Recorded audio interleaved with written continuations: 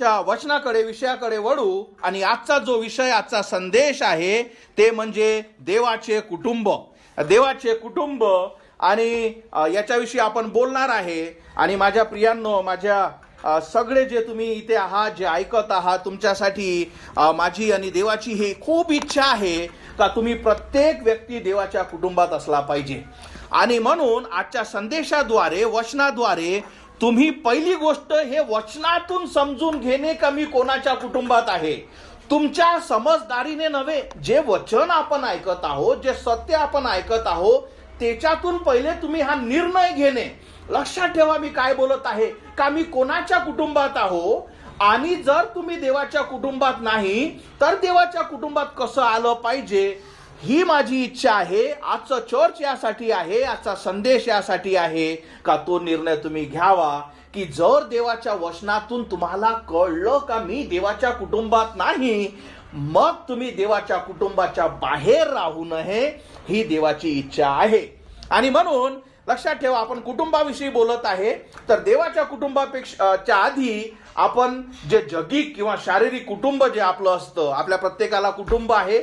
आणि देवाने सगळ्यात आधी पहिले जे बनवलं ते म्हणजे कुटुंब, म्हणजे फॅमिली. पहिले त्याने आदाम आणि हवा बनवला, त्यांना मुलं झाले. सगळ्यात पहिली जे देवाची रचना काय होती ते म्हणजे कुटुंब. आणि मी तुम्हाला सांगतो, या जीवनात कुटुंबाशिवाय दुसरी गोष्ट सुंदर नाही. पण कुटुंबामध्ये शांती असणे, प्रीती असणे, एकामेकाविषयी आदर असणे. आणि जे कुटुंब मी तुम्हाला सांगतो, कारण बाहेर तुम्हाला किती काही मित्रमैत्रिणी असू द्या, ज्या व्यक्तीपाशी कुटुंब नाही त्याच्यापाशी काहीच नाही. म्हणून कुटुंब ही खूप सुंदर आणि खूप चांगली गोष्ट आहे. आणि कुटुंब कधी कुटुंब बनतं जेव्हा त्या कुटुंबाचा जो मेन आहे, जेव्हा कुटुंबाचा जो आधारस्तंभ आहे तो म्हणजे ख्रिस्त देव आहे. कारण तुमचं कुटुंब जेव्हा देवाच्या वचनाच्या आधारित असेल, काय होतं मी तुम्हाला सांगतो. माझ्या लाईफमध्ये माझं जे कुटुंब आहे, हो की नाही, माझ्या घरात योहान, नेहा, मी आम्ही जेव्हा राहतो, जी शांती आहे, कशामुळे? कुठलीच गोष्ट त्याची अशी नाही की मला माहित नाही, माझी त्याला माहित नाही. आमच्या सगळ्या गोष्टी क्लिअर आहे. आम्ही सगळे तिघही देवाच्या भिवून वागतो, आम्ही सगळेही चुकतो, आम्ही क्षमा मागतो. आणि मी तुम्हाला सांगतो, जेव्हा तुमचं कुटुंब राईट आहे, जगात फरक पडत नाही की बाहेर काय चालू आहे. जेव्हा तुमच्यापाशी कुटुंब आहे, तुमच्यापाशी सदैव शांती राहील. पण जर तुमच्यापाशी कुटुंब नाही आणि तुमच्यापाशी मग किती काही मोठ्या गोष्टी राहो, काय होईल? तुमच्यापाशी शांती राहणार नाही. दुसरी गोष्ट, देव कुटुंबावर प्रेम करतो. देव कुटुंबावर प्रेम करतो, म्हणूनच देवाने फॅमिली बनवल्या आहे की नाही. म्हणूनच आपण जेव्हा जन्माला येतो, साहजिकच आपण आलोच यामुळे, कारण आपल्याला आई वडील आहे आणि तुमचं कुटुंब झालं. आणि म्हणून पण शैतान जो आहे तो लक्षात ठेवा, तो सदैव कुटुंबाच्या विरोधात असतो. त्याचा एक जो खेळ शैतानाचा सदैव असतो की कुटुंब उद्ध्वस्त केले पाहिजे. कारण एकदा कुटुंब उद्ध्वस्त झालं तो मनुष्य तसाच उद्ध्वस्त होतो. समजलं? म्हणून हे खूप महत्वाचं आहे का आपण आपल्या कुटुंबावर प्रेम आणि आपल्या कुटुंबासाठी, लक्षात ठेवा, एका व्यक्तीने नव्हे तर त्या कुटुंबातल्या लहानापासून मोठ्यापर्यंत प्रत्येक व्यक्तीने आपलं योगदान देणे का माझं कुटुंब आशीर्वादित, आनंदित, प्रोटेक्ट कसं राहावं. कुटुंब हे एका शरीरा टाईप आहे. समजलं? जसं मी जर तुम्हाला विचारलं का हो तुमचं आरोग्य चांगलं आहे का, पण जर तुमचा हात दुखत असेल आणि पूर्ण शरीर जरी चांगलं असेल तरी तुमचं आरोग्य चांगलं नाही. तुमचा एकही अवयव दुखत असेल तरीही तुमचं आरोग्य चांगलं नाही. तुमचं आरोग्य चांगलं होण्यासाठी काय असलं पाहिजे? केसापासून तर नखापर्यंत सगळ्या गोष्टी चांगल्या असल्या पाहिजे, बरोबर? तसंच तुमच्या कुटुंबातील प्रत्येक व्यक्तीचा ह्या काय असला पाहिजे हेतू की मी माझ्या कुटुंबावर प्रेम करतो, मी माझ्या कुटुंबासोबत राहतो, मी माझ्या कुटुंबाला काय करतो? प्रोटेक्ट करतो, देवाच्या वचनावर वाढवतो. आणि म्हणून मी तुम्हाला सांगितलं, या जगात जर कुटुंबाचा आनंद यासारखी दुसरी गोष्ट नाही. पण याच्यानंतर हे झालं शारीरिक कुटुंब. आता याच्या पुढे आपण बघणार आहोत आध्यात्मिक कुटुंब. कारण जे आपण शिकणार आहोत, आजचं जे वचन आहे, जसं आपल्यापाशी एक शारीरिक कुटुंब आहे, आता तुम्ही हे सगळं पुढचं सत्य हे ऐकून घ्या, तसे आध्यात्मिक दोन कुटुंब आहेत. आध्यात्मिक म्हणजे स्पिरिच्युअल. लक्षात ठेवा, मी तुम्हाला विनंती करतो, ज्याही गोष्टीवर तुमचा विश्वास असेल, तुमचा इवन येशूवरही विश्वास असेल, त्या सगळ्या गोष्टी जोही आहे सध्याच्या अर्ध्या तासासाठी तुम्ही बाहेर ठेवा आणि मी हे जे तुम्हाला सांगत आहे याच्याकडे लक्ष द्या, ज्याच्याद्वारे तुम्हाला सत्य कळावं. म्हणजे पहिली गोष्ट म्हणजे का हे समजणे का 2 आध्यात्मिक कुटुंब आहे आणि 2 आध्यात्मिक पिता आहे. पहिलं आध्यात्मिक कुटुंब म्हणजे देवाचं कुटुंब, ज्याच्याविषयी आपण बोलणार आहोत, आणि त्याचा आध्यात्मिक पिता म्हणजे देव. हे झालं पहिलं कुटुंब. आणि माझी इच्छा आहे का तुम्ही प्रत्येक जण त्या कुटुंबात राहावे, आणि जर तुम्ही नसाल तर या कुटुंबात तुम्ही यावे. दुसरं जे कुटुंब आहे ते म्हणजे सैतानाचं कुटुंब, आणि ज्याचा आध्यात्मिक पिता जो आहे तो सैतान. म्हणजे समजलं? म्हणजे या जगातला प्रत्येक व्यक्ती शारीरिकरित्या एका कुटुंबात आहे, आध्यात्मिकरित्या या 2 कुटुंबापैकी एका कुटुंबामध्ये आहे. एक गोष्ट मी तुम्हाला सांगतो, हे एवढं महत्वाचं आहे तुमच्यासाठी. का? कारण सैतान काय करतो, तुम्हाला या बाकीच्या जगी गोष्टी, या बाकीचे धर्म किंवा ख्रिस्ती धर्म, काही ज्या गोष्टी आहे त्याच्यात तुम्हाला पकडून ठेवतो का तुम्हाला जे खरं सत्य आहे ते समजू नये. समजलं? म्हणून मी तुम्हाला सांगितलं की तुमच्या सगळ्या गोष्टी बाहेर ठेवा आणि हे जे तुम्हाला मी शिकवत आहे देवाच्या वचनातून, हे तुमची आध्यात्मिक कंडिशन जाणून घ्या. का जगात 2 आध्यात्मिक कुटुंब आहे. एक आहे येशू ख्रिस्ताचं देवाचं कुटुंब, एक आहे सैतानाचं कुटुंब. आणि या 2 कुटुंबापैकी आपण कुठे आहे हा निर्णय तुम्हाला घेणं आहे. आता सैतानाचं कुटुंब याच्याविषयी आपण बोलू. का ह्या कुटुंबात व्यक्ती जातो कसा, या कुटुंबातला व्यक्ती आहे कोण, हे तुम्हाला समजणं आवश्यक आहे. आता पहिली गोष्ट, जसे आपण जन्मतो, शारीरिकरित्या आपण एका कुटुंबात असतो, तसाच या जगातला प्रत्येक व्यक्ती सैतानाच्या कुटुंबात असतो. ही गोष्ट पहिले तुम्हाला समजणं. तुम्ही ख्रिस्ती धर्मात आहात का तुम्ही कशात आहात फरक पडत नाही. मी त्याच्या वरचं तुम्हाला सांगत आहे का प्रत्येक व्यक्ती जन्मता सैतानाच्या कुटुंबात असतो. तुम्ही म्हणाल कसं? जसे आपण जन्मतो, कारण आपला जन्म पापात आहे. लहान बाळ किती काही लहान असलं, सुरुवातीपासूनच तो खोटं बोलणं चालू करतो. आई वडील जेव्हा विचारतात काय आहे रे लहान बाळाच्या तुझ्या तोंडात, तो सांगतो का हे बघ माझ्या तोंडात मी आईस्क्रीम किंवा हे खाल्लाय. तो लपवतो, काहीच नाही आहे. काय आहे रे तुझ्या हातात, तो लपवतो, काहीच नाही आहे. हा स्वभाव, हा पापी स्वभावच घेऊन कुठलाही व्यक्ती या जगात येतो आणि तो जन्मता सैतानाच्या कुटुंबात असतो. ही गोष्ट जर तुम्हाला पटत नसेल, समजत नसेल, पुढच्या गोष्टी तुम्हाला कळतील नाही. म्हणून कारणासहित मी तुम्हाला सांगत आहे. कधी तुम्हाला हे बघितलं का एक आई किंवा एक बाप त्या लहान मुलाला बसवतो आणि शिकवतो की बाबू तू मोठा होशील, आहे की नाही, आता हे जग फार वाईट आहे तर मी तुला चोरी करणं शिकवतो, चल मी तुला खोटं बोलणं शिकवतो, चल मी तुला लबाडी करणं शिकवतो, चल मी तुला व्यभिचार करणं शिकवतो. कोणी शिकवतं? नाही. कुठून शिकले? तुम्ही शिकून आले. आपण शिकून आलो. आपण ऑलरेडी, आपल्याला या सगळ्या गोष्टी माहीत आहे. कसं लपवा लागते, कसं चोरावं लागते, कसं लबाडी करा लागते, कसं व्यभिचार करा लागते, कशा गोष्टी डुप्लिकेट करा लागते, याची पूर्ण जगात कुठं शाळा नाही. एकही शाळा नाही बघितली मी. कारण हे आपण शिकूनच येतो. म्हणून तुम्हाला पहिले हे गोष्ट समजली पाहिजे का जन्मता कुठलाही हा जगातला व्यक्ती हा देवाचा नाही. देवाने तुम्हाला बनवलं जरूर आहे, पण जसे आपण जन्मतो आणि आपण पापाची सुरुवात करतो, काय होतं, कुठलाही व्यक्ती, तो पास्टर असू द्या, तो बिशप असू द्या, तो कोणीही असू द्या, प्रत्येक व्यक्ती जो आहे तो सैतानाच्या कुटुंबात जन्मतो. आपण वचनाद्वारे बघू. देवाचं हे वचन आपल्याला सांगतं, योहान 8:44, तुम्ही आपला पिता आहे की नाही, कोण आहे? तुम्ही आपला पिता सैतान यापासून झाला आहात आणि तुमच्या पित्याच्या वासनाप्रमाणे करू पाहता. म्हणून आपण जेव्हा जन्मतो आणि जसे जसे मोठं होतो, एकाचीही इच्छा नसते का मी सत्यावर वागावं. का? कारण आपला जो आत्मिक पिता जो शैतान आहे त्याच्या वासनाप्रमाणे, म्हणजे तो जसा करतो, तो जो लबाडी करतो, तो जो चोऱ्या करतो, तो जो व्यभिचार करतो, आपण आपल्या आध्यात्मिक बापाला फॉलो करतो. जर तुम्हाला अजूनही पटत नसेल, पुढचे वचन वाचू. काय म्हणतो? तुम्ही आपला पिता शैतान यापासून झाला आहात आणि तुमच्या पित्याच्या वासनाप्रमाणे करू पाहता. आता पुढे बघा. तो प्रारंभापासून मनुष्य घात करणारा होता आणि तो सत्यात टिकला नाही. म्हणजे तो काय करतो? या सगळ्या गोष्टी आपल्या लेकरांना म्हणजे आपल्याला शिकवतो यासाठी का त्याने आपल्या आत्म्याचा घात करावा. आणि वचन सांगतो तो कधीच सत्यात टिकला नाही. का?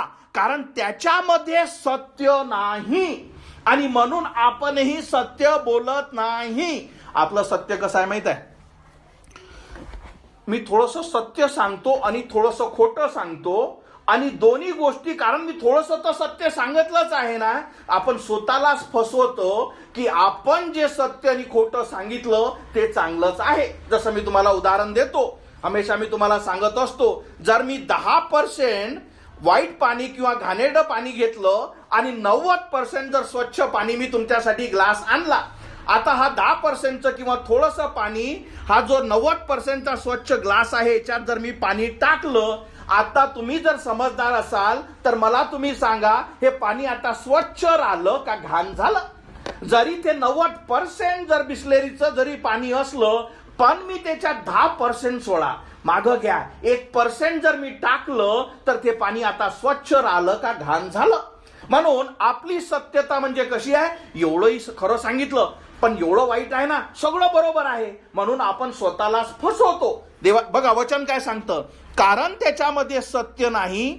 तो जेव्हा खोटे बोलतो, हे सगळ्यात महत्वाचं, तेव्हा तो स्वतःचे बोलतो, कारण तो लबाड व लबाडीचा पिता आहे.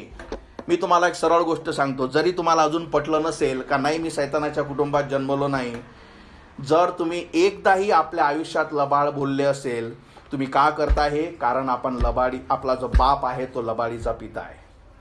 म्हणून आध्यात्मिकरित्या मी, माझं शारीरिक कुटुंब इंगळे आहे, तुमचं जे कुटुंब जेही असेल ते झालं तुमचं शारीरिक कुटुंब, पण आध्यात्मिकरित्या कुठलाही व्यक्ती देवाच्या कुटुंबात जन्मत नाही. हे जोपर्यंत तुमच्यासाठी स्ट्रेट क्लिअर आणि आपल्या माइंडमध्ये फिक्स होणार नाही, तोपर्यंत तुमची इच्छाच होणार नाही की मी देवाच्या कुटुंबात गेली पाहिजे. आणि म्हणून आपण जो आपला पिता जो आहे की नाही, कधी तुम्ही बघता सदैव की जो शारीरिक गोष्टी असतात, आपण सदैव आपल्या शारीरिक बापाला फॉलो करतो. माझा मुलगा सदैव मला फॉलो करते, मी माझ्या बापाला फॉलो करतो. माझ्या आवाजात या सगळ्या गोष्टीमध्ये तुम्हाला माझा बाप दिसेल, माझ्या मुलामध्ये मी दिसेल. हे शारीरिक झालं. तसं आत्मिकरित्या आपण या सगळ्या ज्या वाईट गोष्टी करतो, कारण आध्यात्मिकरित्या आपला बाप शैतान जो लबाडीचा पिता आहे तो त्याला काय करतो? त्याच्या मार्गाने आपण चालतो. पुढे आपण गोष्टी बघू. आता हे सगळ्यात महत्वाचं आहे की आपल्याला हे समजणे का मी देवाच्या कुटुंबात जन्मता नाही. एक लक्षात ठेवा, तुम्ही स्वतःला कितीकही आध्यात्मिक समजून घ्या, तुम्ही स्वतःला कितीकही रिलिजियस, कितीकही मी धार्मिक, किती मी धर्म कार्य करणारे, तुम्ही स्वतःला काही समजून घ्या, त्या गोष्टीविषयी मी बोलतच नाही. सगळ्यात उंच जे आहे ते मी तुम्हाला सांगत आहे का आध्यात्मिकरित्या तुम्ही कुठं आहात, तुम्ही कुठं टिकलेले आहात, आपला आध्यात्मिक पित्या कोण आहे. आणि म्हणून हा जो आध्यात्मिक पित्या, याच्याविषयी तुम्ही बोलले, समजले. आता पहिले हे समजून घ्या, हा करते काय? हा काय करते माहित आहे? हा सगळ्यात मोठा मर्डरर आहे. हे फार वाईट आहे, हो की नाही? एखाद्याचा बाप जर त्याच्या मुलाचा खून करतो, हा काय फार वाईट आहे. वचन काय सांगतं? तो सत्यात पासून झाला नाही आणि तो काय करतो? मनुष्य घात. आता हा मनुष्य घात कसा करतो माहित आहे का? तो लहान असापासूनच आपल्या मुलांना चोरी कर, काहीच फरक पडत नाही, लबाडी कर, काहीच फरक पडत नाही, हा काय करतो? खोटं शिकवत जातो. आणि जसे जसे आपण वाढतो, हा काय करतो? आपल्याला दाखवतो, आपल्याला शिकवतो, हा आपल्याला पटवून देतो का तुझं खोटं बोलणं, लबाडी करणं, चोरी करणं, देवाच्या विरुद्ध वागणं, या सगळ्या गोष्टी बरोबरच आहे. तू बाकीच्याची काळजी करू नको, सगळं जे तू करत आहे हा तुम्हाला फिक्स करून देतो, तुमचं माइंड पकडून ठेवतो आणि तुम्हाला शिकवतो का तुझे जे सगळे कार्य आहे ते सगळे बरोबर आहे, दुसऱ्याला काही म्हणू दे, तू चांगलाच आहे. का? कारण तो काय आहे, सुरुवातीपासून मनुष्यघात करणारा. कारण त्याला काय करायचं आहे, आपल्या लेकरांना नरकात टाकायचं आहे. का नरकात टाकायचा आहे? कारण तो स्वतः नरकात जाणार आहे. तुम्हाला माहित आहे काय, नरक देवाने कधीच मनुष्यासाठी बनवला नाही. नरक हा देवाने सैतानासाठी बनवला. पण जेव्हा आपण सैतान आपला बाप आध्यात्मिकरित्या असतो आणि म्हणून सैतान आपल्याला या अंधारातून या वाईटातून कधीच निघू शकत नाही आणि मग तो सुरुवातीपासून काय करणार, आपल्याला भ्रम देणारा आहे. त्याला इंग्लिशमध्ये डिसिव्हर म्हणजे फसवणारा आहे. आणि तो आपल्या मनासंग विचारासंग खोटं बोलून बोलून काय करतो, शेवटी तुम्हाला नरकाच्या दारावर टाकतो. आणि जेव्हा तुम्ही मरता तो तुमच्यावर आनंदित होतो. का? कारण त्या आत्म्याचा त्याने नाश केला. म्हणून मी तुम्हाला सांगितलं, आज तुम्ही या सगळ्या गोष्टी, ज्या तुम्ही गोष्टीवर विश्वास ठेवना, या सगळ्या गोष्टी सोडा. हे समजून घ्या पहिले का माझा आध्यात्मिक बाप कोण आहे. कारण तुम्हाला तुमचा शारीरिक बाप माहित आहे. तुम्हाला हे खूप महत्वाचं असणं पहिले समजणं का माझा आध्यात्मिक बाप कोण आहे. तुम्ही किती धार्मिक आहात, किती लोक तुम्हाला मानतात, काहीच फरक पडत नाही. ज्याचा आध्यात्मिक बाप कोण आहे हे तुम्हाला समजणं आहे. आणि जेव्हा तुम्हाला समजलं की हा माझा आध्यात्मिक बाप आहे आणि म्हणून मी या गोष्टी वाईट करते आणि म्हणून हा मला वाईटात ठेवते, म्हणून हा माझे डोळे अंधळे करते, म्हणून या पापात मला तो ठेवते. आणि जेव्हा तुम्हाला या गोष्टी समजेल, पहिले तुम्हाला जेव्हा समजलं का माझं आध्यात्मिक कुटुंब हे सैतानाचं आहे, पण त्याच्यानंतरच तुम्हाला आनंदाची बातमी समजेल का येशू ख्रिस्त तुमच्यावर प्रेम करतो. का तो प्रेम करतो? का? कारण त्याने तुम्हाला बनवलं आहे आणि म्हणून त्याने तुम्हाला देवाचा शब्द, देवाचं वचन, आजचा संदेश तुम्हाला चर्चमध्ये आणणं, यासाठी का तो तुमच्यावर प्रेम करतो. आणि यासाठी का तुम्ही त्या सैतानाच्या कुटुंबातून प्रत्येक व्यक्ती बाहेर निघणे आणि देवाच्या कुटुंबात येणे. आता प्रश्न येतो का, जर तुम्हाला समजलं की आजपर्यंत मी तर धर्म हे तसं असं सगळं करत होते. मी तुम्हाला एक सुंदर गोष्ट सांगतो. हे तुम्हाला अमेरिकेची एक गोष्ट आहे, ठीक आहे. न्यूजमध्ये जसं तुम्हाला दाखवल्या जातं दोन प्रकारच्या पार्ट्या, बरोबर. एक पार्टी दुसऱ्या संघ, एक व्यक्ती दुसऱ्या संघ काय करत आहे, भांडत आहे, ठीक आहे. दोघे भांडत आहे आणि आपण जे लोक काय करत असतो, न्यूज पाहतो आणि आपण आपली बाजू घेतो, बरोबर. नाही, याचं बरोबर आहे, मी या पार्टीचा आहे किंवा या व्यक्तीचा आहे. आणि हे दोघं लोक काय करत असतात, मीडियामध्ये भांडण करत असतात आणि आपण आपल्या बाजू घेतो. एवढंच नाही तर आपण आपल्या बाजूसाठी आपल्या कुटुंबासोबत, आपल्या शेजाऱ्यासोबत काय करतो, भांडण घेतो, कारण आपल्याला ती बाजू या व्यक्तीची आवडली. आता ही सुंदर गोष्टी आहे. आणि एक व्यक्तीने काय केलं, एक व्हिडिओ टाकला. त्याने सांगितलं का त्या अमेरिकेच्या तिथे काय केलं, एक पार्टी देण्यात आली, म्हणजे पार्टी देण्यात आली. आणि ज्या गोष्टी तुम्हाला वाटतात का हे एकामेकाचे एवढे कट्टर दुश्मन आहेत, ते एकत्रित तिथे जेवायला बसले आणि त्यांना बघताना तुम्हाला असं जराही वाटलं नाही की हे दुश्मन आहे. आणि त्या व्यक्तीनं प्रश्न केला की आपण हे जे सगळं करत बसतो, समजलं, आपण या सगळ्या भांडण करत बसतो, हे अक्षरशः दोघं मित्र आहेत. हे आपल्याला फसवत आहेत, हे आपल्याला नाचवत आहेत. आपण याच्यासाठी आपल्या कुटुंबाच्याही विरोधात जात आहोत, याच्यासाठी आपण सगळ्या गोष्टी करत आहोत, पण अक्षरशः हे दोघं जण खरे मित्र आहेत आणि आपण फक्त फसत आहोत. हे जर तुम्हाला उदाहरण समजलं असेल तर तुम्हाला हे जे मी शिकवत आहे हेही समजेल का तुम्ही फक्त हा सैतानाने जो लावून ठेवलेला आहे ना, याच्यात तुम्ही फक्त गुंतल्या. तुम्हाला वरचा जो खेळ आहे का आध्यात्मिकरित्या माझा कोण बाप आहे आणि मी नरकात का जात आहे, तो म्हणतो तुला हे माहीत पडू देणार. तुम्ही फक्त हे करत बसा, तुम्ही त्या धर्माचं करा, तुम्ही ख्रिस्ती धर्माचं करा, तुम्ही सेंटा क्लॉज करा, तुम्ही ख्रिसमस करा, तुम्हाला जे आवडते तुम्ही मनुष्य करा, सगळं करत राहा. का? कारण तुम्ही गुंतले राहा तुमच्या आयुष्यात, तुम्हाला खरा खेळ समजणारच नाही. म्हणून हे समजणं तुम्हाला खूप आवश्यक आहे. म्हणून तुम्हाला मी काय सांगितलं, तुमच्या सगळ्या गोष्टी पहिले थोड्याशा बाजूला ठेवा. देवाच्या वचनातून पहिले सत्य ऐका की काय आहे, यासाठी का तुम्ही फसू नये.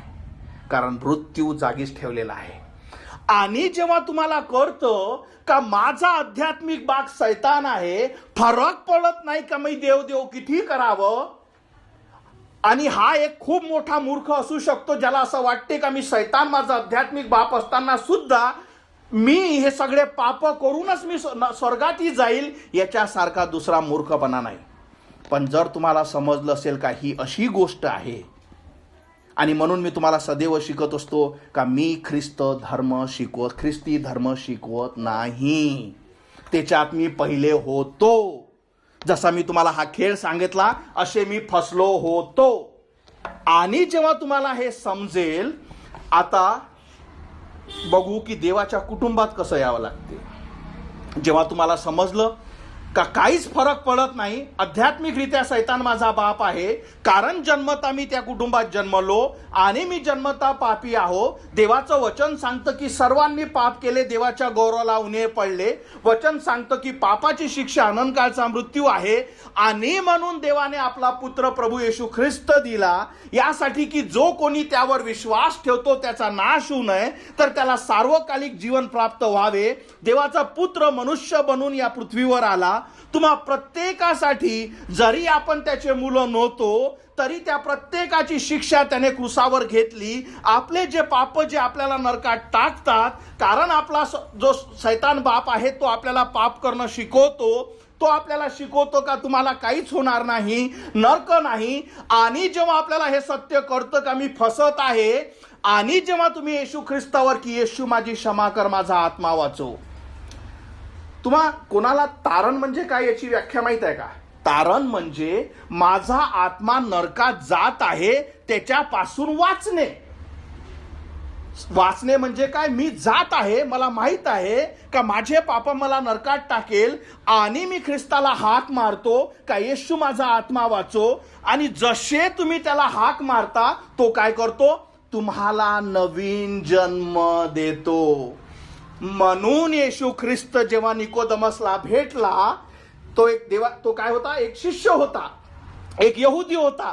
तो येशू ख्रिस्ताजवळ आला आणि त्याने म्हटलं की स्वर्गाचे राज्याचं काय? येशू ख्रिस्त म्हणतो, नव्याने जन्मल्याशिवाय स्वर्गाचे राज्य कोणीच पाहू शकत नाही. का? कारण तुझा आध्यात्मिक पिता सैतान आहे.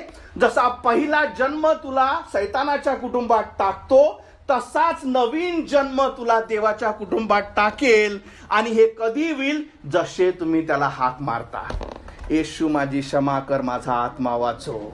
जसे तुम्ही त्याला हाक मारता. आता ह्या वचनावर या. काय म्हणतं देवाचं वचन? पण जितक्यांनी त्याचा स्वीकार केला, म्हणजे त्याच्या नावावर विश्वास ठेवला, तितक्यांना त्याने देवाचे मुले होण्याचा अधिकार दिला. समजलं का गरज आहे नव्याने जन्मण्याची? का गरज आहे का ख्रिस्ताला हाक मारण्याची? जे मी तुम्हाला सदैव सांगत असतो की दर संदेशाच्या शेवटी, अरे हाक मारा त्याला, तो तुम्हाला वाचवेल. तुम्हाला माहित नाही पुढचा रविवार आहे का नाही, फरक पडत नाही का तुम्ही काय करत आहात, जोपर्यंत तुम्हाला सत्य समजत नाही. तारण म्हणजे काय?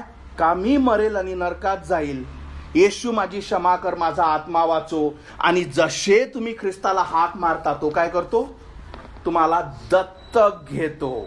दत्तक म्हणजे का? बायबलमध्ये दत्तक शब्द आहे. दत्तक म्हणजे काय असतं? जर मी एखाद्या मुलाला दत्तक घेतलं, तो माझा आहे का? नाही. तो जन्मता माझा नाही, पण मी त्याला घेतलं. समजलं? म्हणून जसे तुम्ही त्याला हाक मारता, हो की नाही? सैतानाची इच्छा आहे का तुम्ही या कुटुंबातून कधी निघू नका? त्याची काय इच्छा आहे? राहायना चर्चमध्ये, काही फरक पडत नाही. जोपर्यंत तू डिसिजन घेत नाही, काहीच फरक नाही. आयुष्यभर चर्चमध्ये थांब, काहीच फरक पडत नाही. तुला जितका देव करायचा आहे, जितकं काही करायचं आहे, ज्याही गोष्टी तुला, हे सगळ्या जगातल्या गोष्टीविषयी मी तुम्हाला सांगत आहे. समजलं? तू कर, पण हा निर्णय कधीच घेऊ नको. का? कारण तुला माहित आहे का जसं तुम्हाला सत्य कळेल, तुम्ही काय कराल? ख्रिस्ताला हाक माराल. आणि जसे तुम्ही त्याला हाक मारता की येशू मला नरकात जायचं नाही, माझी क्षमा कर, माझा आत्मा वाचो, तो काय करतो? तुम्हाला त्याच्या कुटुंबातून बाहेर घेतो. म्हणून तुम्हाला हे समजलं का? एक गोष्ट लक्षात आली का? तुम्ही स्वतःहून त्याच्या कुटुंबातून बाहेर निघू शकत नाही. म्हणून कुठलाच व्यक्ती स्वतःचं तारण करू शकत नाही. तुम्ही स्वतःला सैतानाच्या कुटुंबातून बाहेर कसे आणाल? खूपदा तुमच्या लाईफमध्ये तुम्ही प्रयत्न केले असेल का, नाही मी आज खोटं बोलणार नाही, नाही मी आज व्यभिचार करणार नाही, नाही मी आज चोरी करणार नाही. सैतान म्हणतो किती वेळ झाला, 10 मिनिटं, हे गे मोह, अरे हे तर करणं आवश्यकच होतं. समजले? तुम्ही स्वतः निघू शकत नाही, म्हणून नवीन जन्म आवश्यक आहे. हा जन्म तुम्ही देऊ शकत नाही. आणि जसे तुम्ही ख्रिस्ताला हाक मारता, जसे तुम्ही म्हणता येशू माझी क्षमा कर, मला तू वाचव, तो काय काय करतो? पहिले तुम्हाला आध्यात्मिकरित्या नवीन जन्म देतो, तुम्हाला देवाचे मुलं होण्याचा अधिकार देतो. तुमचा आध्यात्मिक पिता सैतानापासून आता येशू ख्रिस्त होतो. का? कारण तुम्ही त्याच्यावर विश्वास ठेवला की याने माझ्या पापाची शिक्षा घेतली, हा देवाचा पुत्र आहे, हा मला वाचू शकतो. आणि म्हणून वचन सांगतं, जितक्यांनी त्याच्या नावावर विश्वास ठेवला तितक्यांना त्याने देवाची मुलं होण्याचा अधिकार दिला. आणि तो काय करतो? आता तुम्हाला खरेपणाचं जीवन, आता तुम्हाला पवित्र जीवन, आता तुम्हाला वाईटापासून दूर. कारण पहिले काय होतं? थोडंसं कसतं पाप आहे, थोडं कसतं वाईट आहे, थोडं तो कोणीही करते, हो की नाही? तो आपला आध्यात्मिक पिता आपल्याला शिकवत राहतो, सैतान काहीच होत नाही. एवढंसं त्या टीव्हीवर बघितलं नाही का, किती मोठे मोठे लोक आहे, तुझं काय आहे रे? शिकवतो का नाही? आहे की नाही? काय शिकवतो? अरे तो टीव्हीवरचा जो रेपिस्ट आहे तो नरकात चालला, तू थोडी चालला. शिकवतो की नाही? कारण तो आधीपासून मनुष्यघाती आहे. तो या सगळ्या गोष्टी शिकवतो. तो काय शिकवतो माहिती आहे काय? तू चांगला आहे, तू काहीच वाईट करत नाही, जे तू चांगलं करत आहे ते तू, तुला वाटत आहे ना बरोबर आहे, हे बरोबरच आहे. तो आधीपासून खोटारडा आहे, तो सदैव खोटारडा आहे, आणि तो आपल्या मुलांना अनंताच्या नरकात टाकेल. पण जसे तुम्ही ख्रिस्ताला हाक मारता, आता काय झाला? तुमचा स्वर्गीय पिता बदलला. आता तुम्हाला पवित्रपणा समजते, आता तुम्हाला समजते की देवाचं वचन काय आहे. आता हा देवाचा, लक्षात ठेवा, मी तुम्हाला क्लिअरली सांगतो, हा वचन तुम्ही का वाचू शकत नाही? मी वर्षभराचा प्लान बनवू का तुम्हाला हजारो रुपये देऊ, तुम्ही वाचू शकत नाही. कारण तुमचा स्वर्गीय पिता जर येशू ख्रिस्त नाही, त्याच्या शब्दाविषयी तुम्हाला कसं प्रेम राहील? हे तुम्हाला मी बोल्डली सांगत आहे. कारण हा तुमचा बाप नाही, स्वर्गीय पिता तुमचा नाही. जो तुमचा नाही, तुम्ही त्याला वाचाल कसं? माझ्या आयुष्यात मी कधीच बायबल उघडलं नाही. मी ख्रिस्ती धर्मात होतो, ख्रिस्ती कार्यात होतो, चर्चमध्ये होतो, सेवक होतो, दान होतो, हे नाही उघडत. पण ज्या दिवशी मला वाचवलं, हा माझ्या स्वर्गीय बापाचा शब्द झाला. आता जितक्यांदा उघडतो तितक्यांदा कमी पडते. समजलं काय सत्य आहे? म्हणून तुम्ही टिकू शकणार नाही. तुम्हाला मी कितीही प्रोत्साहित केलं, एक दिवस तुम्ही वाचून घ्याल, पण आध्यात्मिक बाप आपला देव नाही. त्याच्यामुळे देवाचा शब्द तुम्हाला कधीच आवडणार नाही. आणि हे तुमच्यासाठी प्रूफ आहे का मी खरंच देवाची आहे का नाही. कारण तुम्हाला तुमचं जीवन माहीत आहे. पण जसे तुम्हाला ख्रिस्ताला तुम्ही हाक माराल आणि तुम्हाला समजेल का मी आध्यात्मिकरित्या देवाच्या कुटुंबात नाही, मला तर वाटत होतं की मी स्वर्गातच जाईल. आणि जेव्हा तुम्हाला कळतं की अरे ती पापी तर मी आहे, आणि जेव्हा तुम्हाला तुमची मरतानाची आत्मिक कंडिशन दिसेल, तेव्हा कुठं तुम्ही आत्म्याने दीन व्हाल, देवा मला गरज आहे, माझा आत्मा वाचव, माझ्या पापाची क्षमा कर. आणि जसे तुम्ही त्याला हाक माराल, तो एक नवीन जन्म देईल, तो तुम्हाला पवित्रतेत चालवेल, तो तुम्हाला सत्यात चालवेल, तो तुम्हाला योग्य जीवन, सत्य जीवन दाखवण्यात तुम्हाला काय करेल? मदत करेल. तो तुम्हाला थोडासही पाप, मी सांगतो माझं जीवन, मी थोडंसं उदाहरण देतो. मी सकाळी जर चहावाल्यापाशी जेव्हा जातो, पहिली गोष्ट, ही गोष्ट मी यासाठी नाही सांगत आहे की मी किती चांगला आहे, मी यासाठी सांगत आहे की माझा आध्यात्मिक बाप देव आहे. माझा बाप खोटं बोलत नाही. माझा आध्यात्मिक बाप कधीच खोटं राहत नाही. तो पवित्र आहे आणि तो आपल्या मुलांना पवित्रतेत चालवतो. जेव्हा छोटं उदाहरण आहे, चहावाला म्हणतो का रे चहा झाला का? 5 मिनिटं लागीन सर. बरं येतो. आध्यात्मिक बाप म्हणतो तू खरंच येणार आहे का? नाही येणार. खोटा बोलला की नाही? ओ सर सॉरी मी येणार नाही. का? कारण माझा आध्यात्मिक बाप आता लबाड नाही, माझा आध्यात्मिक बाप आता सैतान नाही. तो आपल्या मुलांना योग्यरित्या सत्यावर चालवतो. नाही तर सगळं चालते. का? कारण तुमचा आध्यात्मिक बाप देव नाही. या सगळे उदाहरण मी तुम्हाला का सांगत आहे? का तुम्हाला समजावं का रे हे सत्य आहे, तर मग माझ्याजवळ काय आहे? का मी फक्त देवदेव करत आहे? कारण लक्षात ठेवा, हे रिअल घडतं. तुम्हाला समजतं की नवीन जीवन काय आहे. तो एक नवीन व्यक्ती निर्माण करतो. तो एक नवीन तुम्हाला हृदय देतो, नवीन तुम्हाला जीवन, नवीन तुम्हाला सगळ्या गोष्टी आणि त्याच्या पवित्रतेत चालवतो. का? कारण तुम्ही त्याला हाक मारली. तो तुमचा आता स्वर्गीय पिता झाला. आता तुम्ही देवाच्या कुटुंबात आले आणि हे साहजिकच आहे का देवाच्याच कुटुंबातले लोक स्वर्गात जातील. जर तुम्हाला वाटत असेल का मी कसंही जगलो, काही केलं, स्वर्ग तर माझ्यासाठी आहेच, हे फक्त आणि फक्त आध्यात्मिक पिता जो शैतान आहे तुमचा, तो तुम्हाला शिकवत आहे का काही केलं तरी चालते. तो शिकवते. नरक कोण सांगितलं? पाहिलं का त्यानं? मोठा सांगते, शिकवते का नाही? पाहिलं का त्यानं मरणार आहे म्हणून? काही सांगते. कोण जाऊन आलं? कोण सांगते? बरोबर, शिकवत राहतो है की नाही? कोण सांगितलं निर्णय? थोड्या वेळानं संदेश खतम होऊन जाईल, काहीच निर्णय करायची गरज नाही. बरोबर आहे की नाही? शिकवतो. कंटिन्युअस तुमच्या विचाराद्वारे, कंटिन्युअस तुमच्या विचारावर, कंटिन्युअस तुमच्या हृदयावर. हे तुझ्यासाठी बिलकुल नाही. तू तर तसाच स्वर्गात चालला. तुझ्यासारखा कोणीच चांगला नाही. कारण तो सुरुवातीपासून मर्डरर आहे.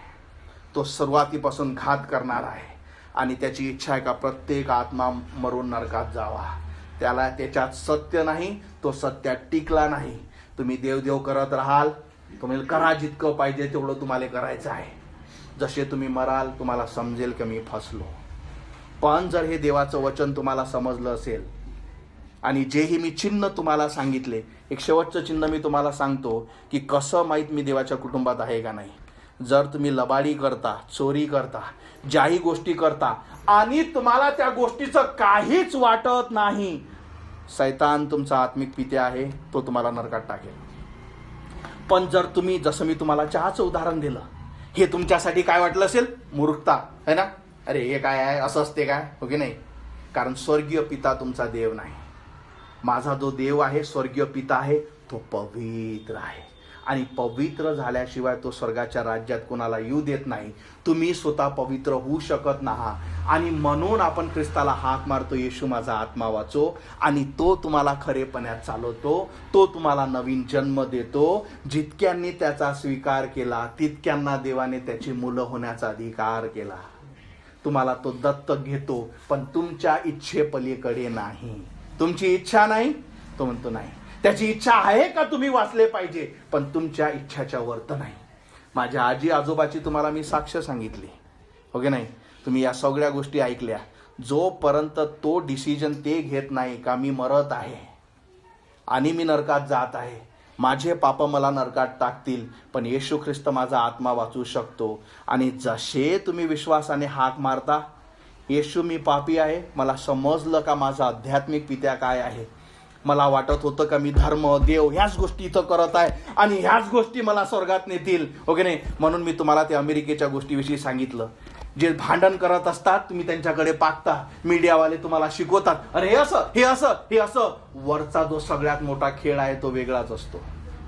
आज जो सगळ्यात मोठा आध्यात्मिक जो खेळ आहे तो मी तुम्हाला सांगितला, पण तरीही तुम्ही निर्णय घेऊ शकत ना, याचा अर्थ शैतान तुम्हाला सोडत नाही. म्हणून मी तुम्हाला सांगतो, पण जसे तुम्ही अरे किती सुंदर गोष्ट आहे, अरे कधी हाक तर मारून बघा. अरे त्याला म्हणा की येशू माझी क्षमा कर, माझ्या पापाची क्षमा कर, मला वाचव, मला माहित नाही माझ्यापाशी उद्या आहे का नाही. देव म्हणतो तू चाकून तर बघ, तू विश्वास तर ठेवून बघ, एकदा हाक तर मार, अरे करून तर पहा. अरे तुम्हाला भीती वाटत नाही का? जर शैतान माझा पिता आहे तर नरक किती वाईट गोष्ट आहे, भीती नाही का या गोष्टीची? निर्णय तुमचा आहे.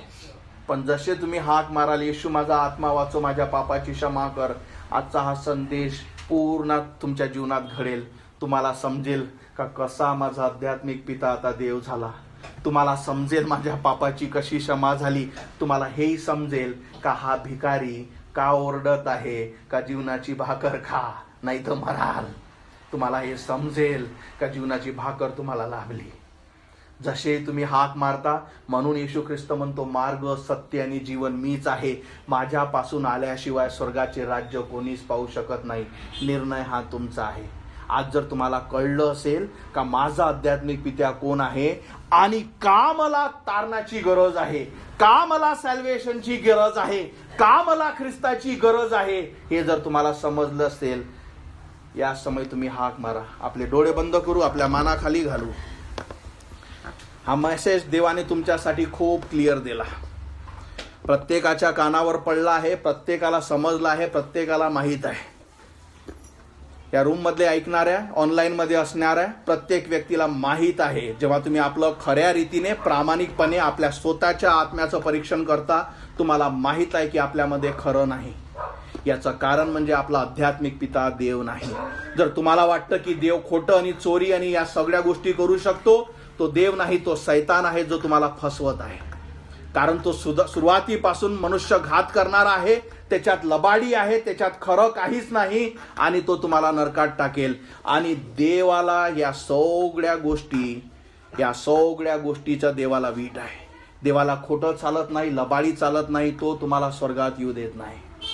पण जेव्हा तुम्हाला कळतं की हो, तो पापी मी आहे, तुम्ही स्वतःला वाचू शकत नाही, म्हणून नव्याने जन्म लागतो. आणि म्हणून जसे तुम्ही ख्रिस्ताला हाक मारता, येशू माझा आत्मा वाचव, माझ्या पापाची क्षमा कर.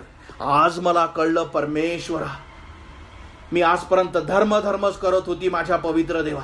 मी आजपर्यंत मला वाटलं होतं की चर्चमध्येच राहण्याने हे होतं.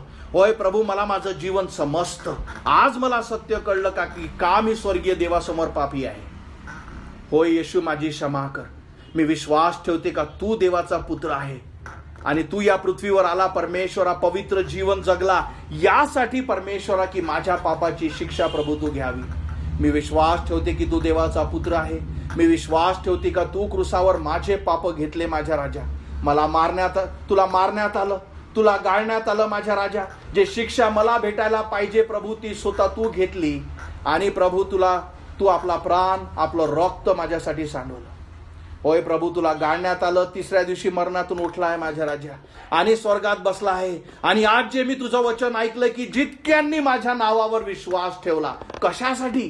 का मी मरत आहे, माझा आत्मा नरकात जात आहे, पण येशू तू मला वाचव.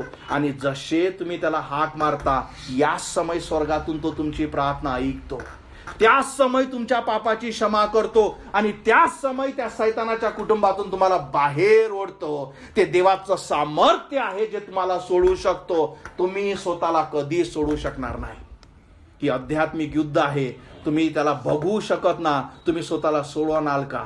पण जसे तुम्ही देवाच्या पुत्रावर, येशू ख्रिस्तावर हाक मारता, येशू माझी क्षमा कर, माझा आत्मा वाचव, मला नरकात जायचं नाही राजा. मला आज कळलं आहे परमेश्वरा, मला हा सगळा शैतानाचा खेळ कळला की का परमेश्वरा तू रोज मला फसवत आहे. माझ्यापाशी ना शांती आहे, ना माझ्यापाशी कुठलीच गोष्ट आहे माझ्या राजा. होय प्रभू, पण तुझी इच्छा आहे की माझा आत्मा वाचावा. आज प्रभू मी आत्म्याने दीन झालो आहो. आज मी प्रभू सगळ्या माझ्या गोष्टी सोडतो. मी नम्र होतो प्रभू, तुला हाक मारतो. आणि जसे तुम्ही स्वतःला वाचवण्यासाठी त्याला हाक माराल की येशू माझी क्षमा कर, मी तुला माझा देव, माझा तारणारा स्वीकारते, जशी तुम्ही विश्वासाने हाक माराल, तो स्वर्गातून तुमची प्रार्थना ऐकतो. तुम्हाला त्या सगळ्या शैतानी जाळ्यातून बाहेर काढतो. तुमचा आध्यात्मिक पिता म्हणून प्रभू येशू ख्रिस्त होतो. तो तुम्हाला त्या कुटुंबात दत्तक घेतो, आपले मुलं होण्याचा अधिकार देतो. तुम्हाला तो स्वर्गात घेतो, तुमच्या पापाची क्षमा करतो, अनंताचं जीवन देतो, तुम्हाला सामर्थ्य देतो, पवित्रता शिकवतो, खरेपणा शिकवतो आणि एक योग्य जीवन तुम्हाला शिकवतो. कारण स्वर्गीय पिता हा पवित्र आहे. तुम्ही ते असाल, त्याला हाक मारा, वेळ जाऊ देऊ नका. सत्य ऐकून तुम्ही कितीदा त्याला ठुकराल. आपल्याला भीती वाटत नाही का की एक दिवस मरण येईल, ने सगळं खतम होऊन जाईल, माझ्या सगळ्या संधी संपुष्टात येऊन जाईल, माझ्या सगळ्या गोष्टी ज्याच्यासाठी मी बाहेर धावत आहे, देवापासून धावत आहे, हा निर्णय घेण्यासाठी धावत आहे, या सगळ्या गोष्टी थांबून जाईल. 3 फीट लोक गड्डा खोदतात 3x8 आणि त्यात टाकून देतात. काहीच व्हॅल्यू राहत नाही, काहीच किंमत राहत नाही. वास येतो त्या शरीराचा, काहीच राहत नाही. निघून जातो फक्त तुमचा आत्मा, जो अनंतासाठी नरकात जातो, जर तुम्ही ख्रिस्तापासूनची तारणाची भेट स्वीकारली नाही. अनंत फार मोठं आहे, नरक फार वाईट आहे. आणि वचन सांगतं एकदाच मरण आहे, नंतर न्याय आहे. न्यायासमोर त्या देवाच्या वर तुम्ही उभे राहाल आणि आपल्या शरीरात केलेल्या सगळ्या गोष्टीविषयी जेव्हा तुम्ही ज्ञान द्याल, त्याला सगळ्या गोष्टी हिशोब द्याल, त्याला सगळ्या गोष्टी ठाऊक आहे. त्याला अशी कुठलीच गोष्ट अशी नाही जे तुमच्याविषयी त्याला माहीत नाही. तुमचं जीवन त्याच्या समोर प्रकाशासारखं उघड आहे आणि तो तुमच्या समोर ठेवेल आणि अनंताच्या नरकात जे दुसरं मरण आहे त्यात तुम्हाला टाकून देईल. पण देवाची इच्छा आहे का तुमच्यासोबत हे होऊ नये, आणि म्हणून देवाने तुम्हाला आज या चर्चमध्ये ठेवलं, आणि म्हणून देवाने हा संदेश तुम्हाला दिला, आणि म्हणून देवाने तुमच्यासाठी या सगळ्या गोष्टी बनवल्या, यासाठी का तुम्ही त्याला हाक मारा. तुम्ही विश्वासाने जेव्हा हाक मारता, हो येशू मी विश्वास ठेवते का तू देवाचा पुत्र आहे, मी विश्वास ठेवते माझ्या पवित्र देवा, होय परमेश्वरा, होय प्रभू का मी पापी आहे, मी मरेल आणि नरकात जाईल. मला आजपर्यंत हे सत्य कधी समजलं नाही, पण आज माझे डोळे उघडले माझ्या राजा, आणि होय प्रभू आज मी तो निर्णय घेतो, माझा आत्मा वाचो, माझ्या पापाची क्षमा कर. मी तुला माझा देव, माझा तारणारा स्वीकारतो. आज मला कळलं की मला तुझी गरज का आहे माझ्या पवित्र देवा. होय प्रभू माझा आत्मा वाचो, नवीन जीवन तू मला दे. ही छोटीशी प्रार्थना जेव्हा अंतःकरणाने जिथे तुम्ही बसल्या त्याला हाक मारता, तो प्रिय देव तुम्ही जरी त्याचे नसले तरी तुमच्यावर प्रेम करतो, कारण त्याने आपला प्राण तुमच्यासाठी दिला. जसे तुम्ही त्याला हाक मारता तो आनंदाने तुम्हाला स्वीकारतो, आपल्या गळ्याला लावतो, तुमच्यावर प्रेम करतो, नवीन जीवन देतो, तुमच्या पापाची क्षमा करतो. तो म्हणतो तुझे सगळे पाप मी सगळे विसरून जातो. इतकी महान भेट तुम्ही कसे या गोष्टीला नकारू शकता. पण देवाचं वचन तुमच्या संग बोललं असेल, ही वेळ जाऊ देऊ नका. हालेलुया. धन्यवाद मानतो येशू, धन्यवाद मानतो. मस्त सारख्या पाप्याला तू वाचवलं माझ्या पवित्र देवा. होय प्रभू जे महान तारण परमेश्वरा, होय प्रभू तू मस्त सारख्या पाप्याला दिलं माझ्या राजा. माझे आध्यात्मिक डोळे तू उघडले. होय प्रभू या समय इथे जुळलेल्या प्रत्येकासाठी प्रार्थना करतो. होय प्रभू त्यांना दाखव, त्यांना शिकव माझ्या राजा. होय प्रभू की त्यांना सत्य कळावं, त्यांनी तुला हाक मारावी माझ्या पवित्र देवा. आणि होय प्रभू त्या शैतानाच्या जाळातून प्रत्येक व्यक्ती सुटल्या जावा प्रभू. होय प्रभू प्रार्थना करतो, त्यांना सहाय्य कर, तुझा पवित्र आत्म्याचं कार्य होऊ दे. त्यांचे हृदय तू उघड, त्यांना त्यांची आत्मिक कंडिशन दाखव परमेश्वरा, की ते काय आहेत परमेश्वरा तुझ्या समोर, की प्रभू ते तुला हाक मारतील. होय प्रभू धन्यवाद मानतो आजच्या वचनासाठी, आजच्या संदेशासाठी. किती प्रेम तू प्रभू आमच्यावर करतो प्रभू, कारण तू आम्हा प्रत्येकाला संधी देतो. धन्यवाद मानतो जे तारणाची प्रभू सुंदर भेट जे तुझ्यापासून आहे, जी आशा प्रभू तुझ्यापासून आहे. गौरवितो, धन्यवाद देतो पुन्हा एकदा प्रभू आजच्या संदेशासाठी, आणि जे सत्य प्रभू तू बोललास माझ्या राजा. होय प्रभू वचन सांगतं की सत्य तुला कळेल आणि तू मोकळा होशील. प्रार्थना करतो हे सत्य प्रत्येकाने स्वीकारावं, त्यांना सहाय्य तू कर. गौरवितो, धन्यवाद देतो. आणि प्रार्थना प्रभू येशू माझा तारणारा याच्या जिवंत नावात मागतो म्हणून तो ऐक. आमेन. आपण उभे राहू.